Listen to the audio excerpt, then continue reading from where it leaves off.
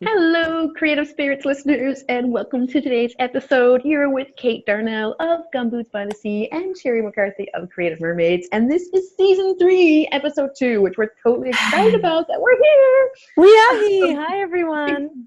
Exactly.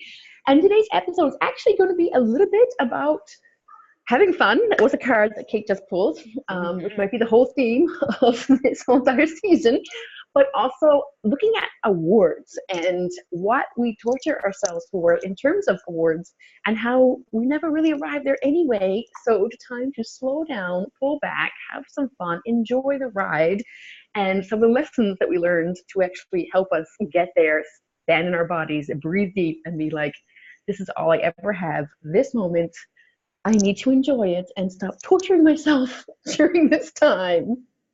Absolutely. And shall I open, Sherrie, in the notion of having fun with the story that I just shared with you? Please. Yes. So, okay, we go back 5 years ago, beautiful souls, when Eden was not quite 1 year old, and she'd spent, and look, I'm getting my moment here to celebrate this. She had spent 11 months disposable nappy free, so diaper free. It's only diaper free. She had a diaper, nappy free. She wore cloth nappies. Silas and I worked very hard to ensure that we didn't use a single disposable nappy.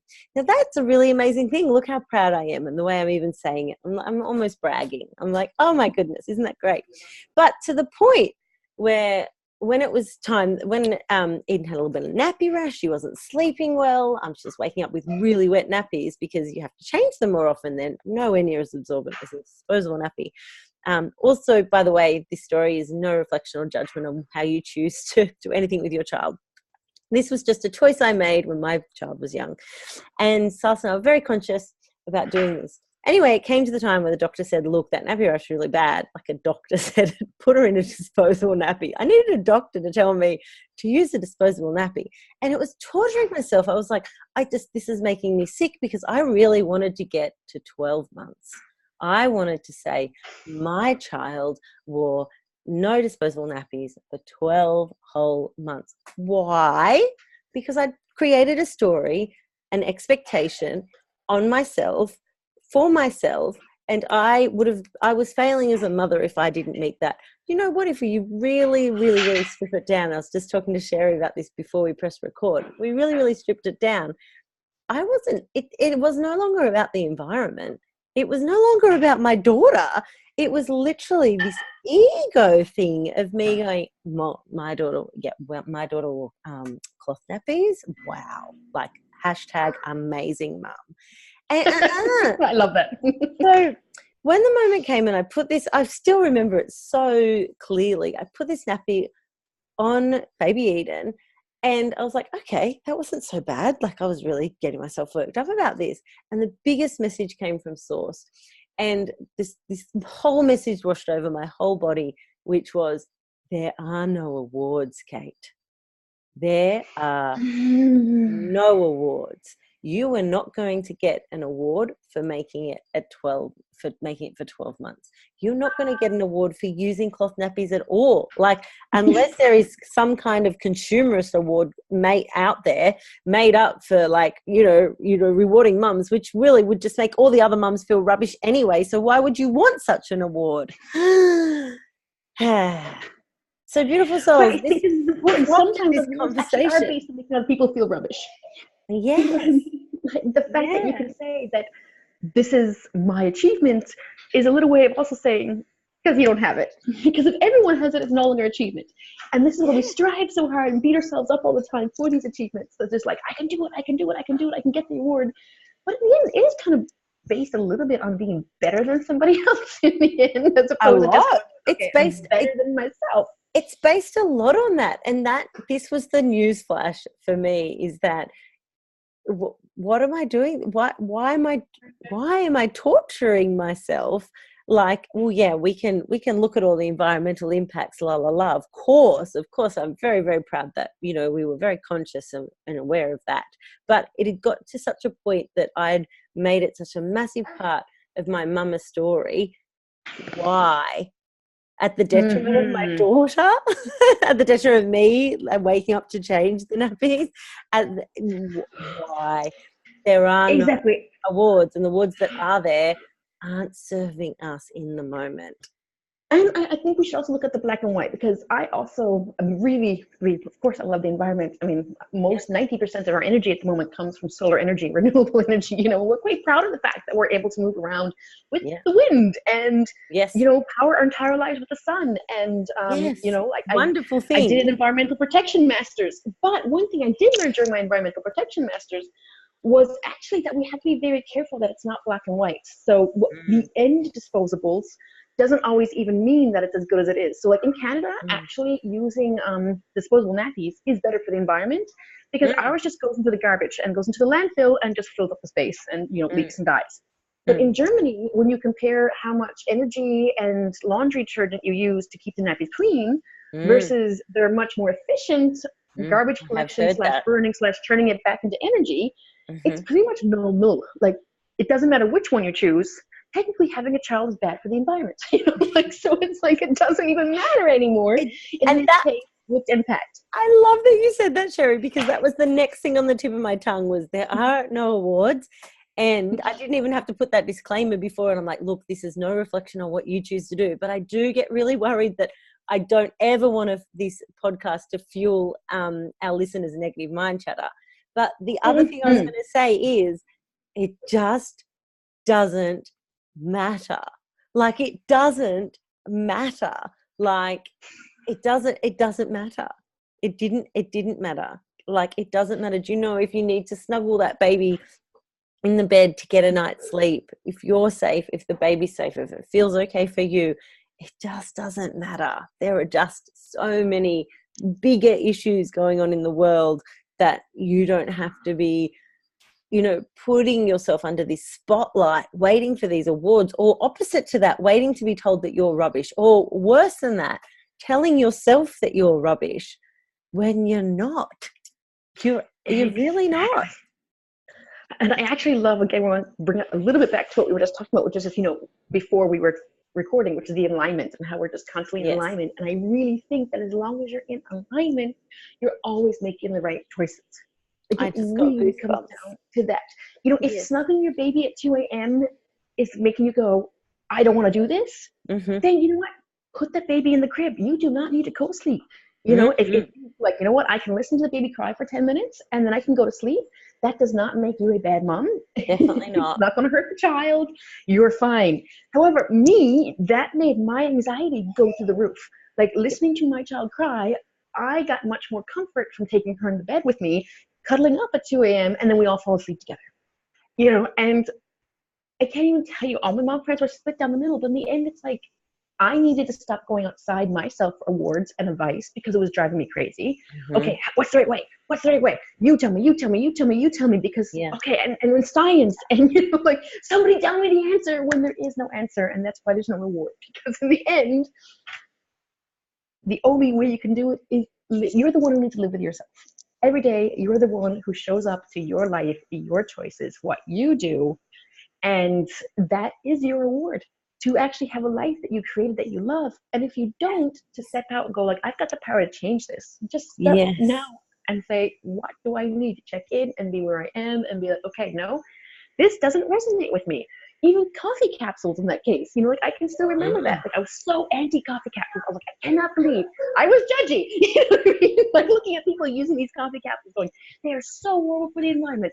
And I've never actually verified it, because I was just like, you can tell they're horrible for the environment. Look at this plastic and everything else. And again, it's not black and white. It's this gray area where it's like, okay, yes, the consumer waste in terms of plastic is bad for the environment, but you also are only using the perfect amount of coffee grinds for a cup. So you're using less coffee overall, which means bigger packaging, which is less than, of course, the small plastic, but also less harvesting, less everything. So all of a sudden, this really easy judgment of I was like, those capsules are horrible, became, oh, it's probably just that coffee's bad for the environment, and it doesn't matter which way you go. Humans are bad for the environment. Exactly. So all of a sudden I was like, okay, but that doesn't mean I go crazy anymore. Like 90% of the time, okay, well, I almost always, my mom got my coffee this morning, but if I go, I have my reusable cup instead of disposable cups, and I try to be conscious of where I shop and what I buy, because that feels aligned for me. But in the end, I am not trashing the planet because I use or go to someone's house who gives me a disposable cup or gives me, it's like, again, checking in and going, I don't do this all the time. I make normally the right decisions. Right now, the better decision is not hurting this person's feelings and giving them my crap about the environment and making them go, when she goes, I'm going to make 10 cups of coffee with this stuff, because this is often what happens. We think that we're actually helping people and spreading, but instead we're just judging, making them feel like crap and making them act the exact opposite way of what we're hoping, because who wants that judgment all the time? And you know what, guys, we don't need it on ourselves either. We have to drop it with ourselves, which is the only way you can drop it with other people. If you stop judging yourself, it's going to be much easier to stop judging other people. Yes, and it does come back to this judgment. It comes back to the judgment. And where does the judgment stem from? It comes back from this negative mind chatter that is fueled by our ego. And wants the cookie awards. We're human beings. The ego's a part of us. That's fine. But when we fuel it, wants that award, there are no awards. There are no awards. Mamas will pride themselves in having clean houses, and that's beautiful. It's good for you. And I get it. A clean soul space, I get it. I really, really get it. I'm a very central person. Everything has a place. I totally get that. But there are no awards if the dishes are left in the sink overnight, even for a couple of days. No awards. No awards. Oh, how could you do that? To live, to sleep, to create, to connect. There are no awards. There are no awards. Just coming. And where the award is actually in making that aligned connection and the joy you get from it, not the external stuff. Not because someone came over and told you what a beautiful poem you wrote, or you finally published a book. Yes, these things are nice, but it's not what really gives you that joy. Is, oh my God, I did this. I listened to myself, and I honestly did something I wanted to do, and that's purely internal. No one can give you that whatsoever. Yes, internal. Yeah, exactly. And this is what the ego always tells you. Ego tells you that the internal doesn't count. He tells you the internal, that's for lazy people and that's for losers, and we need to go out there and get external validation, because without the external validation, this doesn't count. It does count, because the external stuff means nothing if the internal is not in alignment and happy with what you're doing, because you will just chase and chase and chase. And burn out. And get more and burn out, and then not understand why you have everything you wanted and it's still not working. I saw Bohemian Rhapsody last night. It was amazing and totally what this is about, like he's like, I have it all. Why am I still unhappy? Because he's still not happy with who he is inside and looking for the external validation and not getting it, other than people sucking onto him to take his money, take his fame, be a hanger-on, basically, which it was very, very sad. But at the same time, it was also a really wonderful, uplifting movie, because eventually he does actually go, wait, I'm awesome. I'm Freddie effing Mercury. You know what I mean? Like, oh my God. I love that man. Exactly. But in the end, even when people look at you and go, oh my God, you're Freddie fucking Mercury. Yeah. If you're still not happy, there is no awards. The external really doesn't matter. So if you can, and there are no amount of awards. We can flip that, can't we? There are no amount of awards that are going to come your way that will fulfill that inner peace, that inner connection, that confidence that you, beautiful souls, beautiful listeners, Kate and Sherrie, deserve to have right now in this moment. And again, that's not saying that awards are bad. The external, you can have it.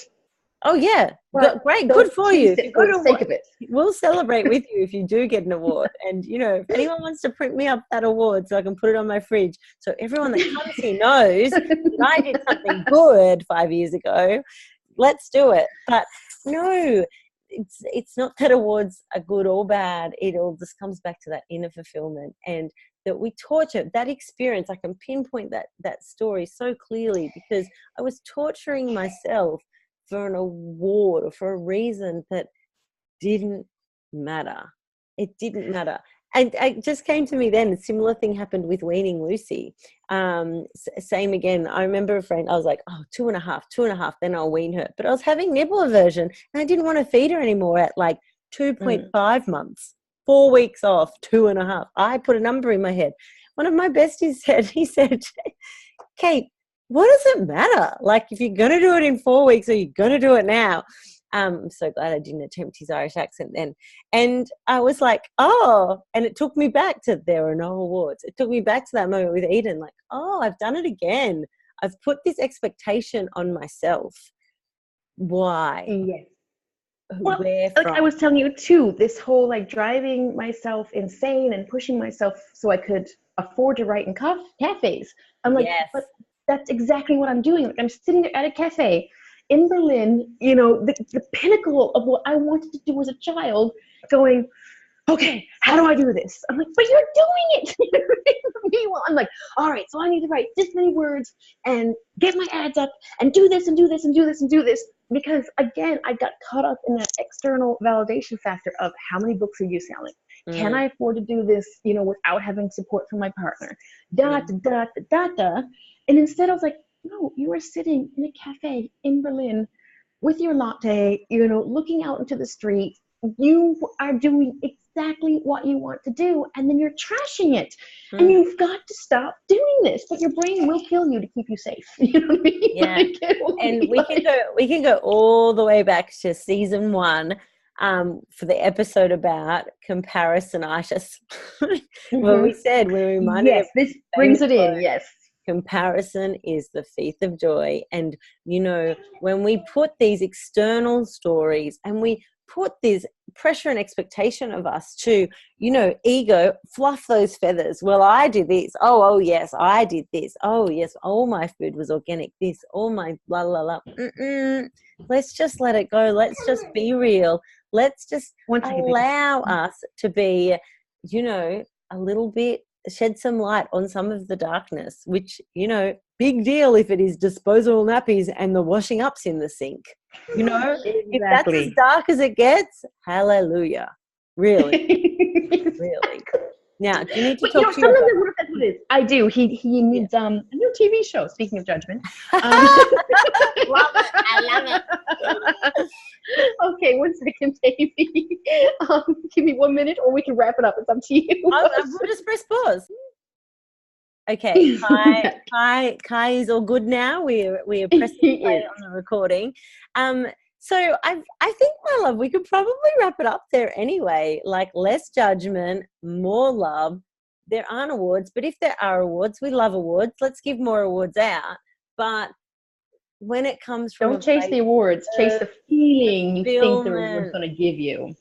Yes, and that inner feeling that doesn't come from doing it for other people. It doesn't come from pleasing others. It comes from, I want to do this. No validation, no justifying, no overthinking it, no over talking about it. Just doing it because that's what you want to do. Because, like Sherrie said, that is in true alignment, because you are just flowing and getting on with it.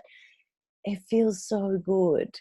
It feels so good. We're humans, you know, like I said, I had that lesson when Eden, you know, 5 years ago, and then I had it again only a year ago. You know, the lessons will keep coming back up. Oh, that's right, there's no awards. Okay, I could probably win now. Oh, that's right, there's no awards. They can have an afternoon of television. You know, we just have to be kind to us, and we just have to trust in us and in the flow and in the alignment, and just tell the negative mind chatter, tell the ego, tell the judgment that we place on ourselves to take a freaking hike. Exactly. Perfect. Love it. So beautiful, Sherrie. I think that's the perfect note to end on. I think we're ending right there, beautiful souls, with our Creative Spirit podcast, season 3. We're having fun. We're just saying it how it is, however it finds you, whenever it finds you, is at the right moment. And we're certain that there's a message in it for our listeners. And if there isn't, there's certainly a lesson in it for Sherrie and I. And exactly. deep fulfillment, which is why we shall keep going. So, yes. Namaste, beautiful Sherrie. Speak to you shortly when we record next week's session on who knows what. See you, sisters. Thank you so much for sharing your space and your time with us. Mwah. Bye, listeners. Talk to you soon.